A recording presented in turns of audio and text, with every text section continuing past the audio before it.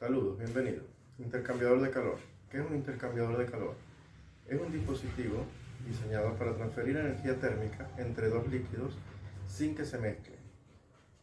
Existen diferentes tipos de intercambiador de calor, como son el de aspiral, el de doble tubo, entre otros.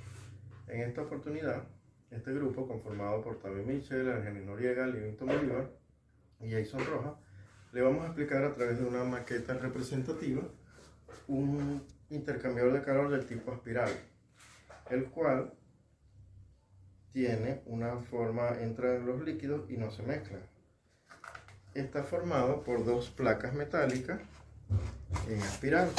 Está formado por dos placas metálicas dispuestas en espiral. El cable representa el fluido.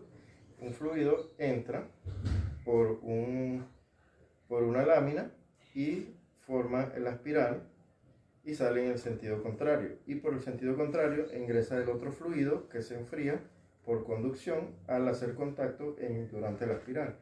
Esto permite que el fluido más caliente, por conducción, se enfríe con el líquido más frío. Este es el intercambiador en espiral.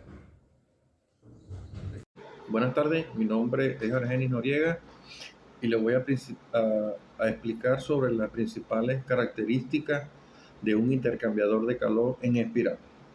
Dentro de estas se encuentran, él tiene efecto autolimpiante, a diferencia de los otros equipos multitubulares donde el fluido se divide en decenas o cientos de tubos paralelos. El intercambiador de calor en espiral usa un único canal continuo por fluido.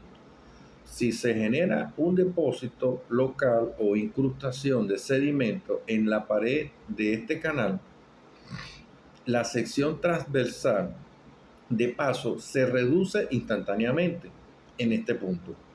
Esta restricción nos provoca un aumento local en la velocidad del fluido, en la caída de presión, lo que genera un esfuerzo de cizallamiento suficientemente grande para desprender y arrastrar el sedimento acumulado de forma autónoma. Como segunda característica, flujo en contracorriente. La geometría en espiral permite que ambos fluidos circulen en direcciones perfectamente opuestas a lo largo de todo el recorrido de los canales concéntricos. Este patrón garantiza la máxima diferencia de temperatura medida logarítmicamente en todo el trayecto. Alcanza diferencias de temperaturas mínimas desde 2 grados Celsius a 3 grados Celsius, optimizando sustancialmente la recuperación de energía. Como tercera característica, su diseño es compacto. Al enrollar largas láminas en forma de cilindro, se logra una gran densidad de área superficial por unidad de volumen. Por esto requiere un área de instalación en una planta sensiblemente menor que un intercambiador de calor tubular o de carcasa proyectado para el mismo servicio térmico.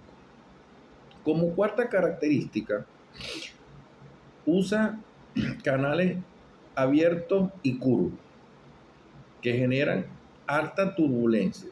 La curvatura del sistema del canal somete al fluido a fuerzas centrífugas que generan patrones de flujo secundario. Esta geometría introduce turbulencia constantemente, incluso cuando el fluido circula a número de reinos bajo o en régimen laminar. Esto a su vez incrementa sustancialmente el coeficiente global de transferencia de calor, representado con la letra H. La quinta característica viene Su mantenimiento es un mantenimiento sencilla, una inspección directamente. El equipo está sellado, tiene unas tapas laterales planas que se pueden desmontar ya que usan una empacadura. Cuando retiramos estas tapas, se logra ver en su totalidad el canal de los tubos helicoidales. Quedan expuestos a la vista. Permite esto así, realizar inspecciones visuales y limpieza de formas mecánicas directas a través del uso de hidrolavadoras a alta presión, sin necesidad de desarmar la estructura central ni detener el proceso. Espero le haya gustado. Hasta luego. Buenas noches, profesora Gisbel y compañero. Mi nombre es Livingston Bolívar y yo les voy a hablar acerca de los componentes que forman el intercambiador de calor en espiral. Como ya mencionó nuestro compañero Jason, el intercambiador de calor en espiral es un equipo térmico industrial diseñado para transferir energía en forma de calor entre dos fluidos mediante dos láminas metálicas planas enrolladas concéntricamente alrededor de un núcleo central. Queremos ahora saber los elementos, o yo les voy a hablar específicamente de los elementos que lo conforman. Primero, placas o láminas metálicas. Son dos chapas metálicas de gran longitud, generalmente de acero inoxidable, titanio u otras aleaciones resistentes a la corrosión, que se enrollan juntas alrededor de un mandil o núcleo central para dar origen a los canales de flujo. Canales de flujo en espiral. Número 2. Son dos vías concéntricas y paralelas formadas entre las láminas. Canal A, por donde circula el primer fluido, por ejemplo, el fluido caliente o el lodo. Canal B, por donde circula el fluido, por ejemplo, el fluido refrigerante o agua del proceso. Estamos hablando entonces de dos canales bien definidos. 3. Pernos de separación, distanciadores. Son pequeños pernos o remaches soldados en la superficie de las placas antes del enrollado. Mantienen una distancia uniforme entre las dos láminas metálicas para garantizar la geometría exacta del canal, soportar las diferencias de presión e inducir la turbulencia adicional en el fluido. El núcleo central, 4. En el centro cilíndrico donde se origina el enrollado de las láminas, funciona como punto de separación inicial para las corrientes y distribuye el flujo que entra o sale desde el centro del equipo. 5. Tapas finales y empacadura, o los sellos, pues. Los bordes del cilindro espiral se cierran mediante dos tapas laterales removibles o soldadas. Tapas de extremo permiten el acceso al interior de los canales para la inspección o mantenimiento mecánico. Junto a su empaquetadura, garantizan un sellado hermético entre tapas y el cuerpo de la espiral para evitar fugas hacia el exterior o la mezcla no deseada de ambos fluidos. Boquilla de entrada y salida. Conexiones. Son los puertos de conexión de tuberías por donde entran y salen los fluidos. Generalmente se dividen en conexiones centrales para la entrada, salida de uno de los fluidos a través del núcleo y conexiones periféricas, situadas en el borde exterior del cilindro para la entrada y salida de otro fluido.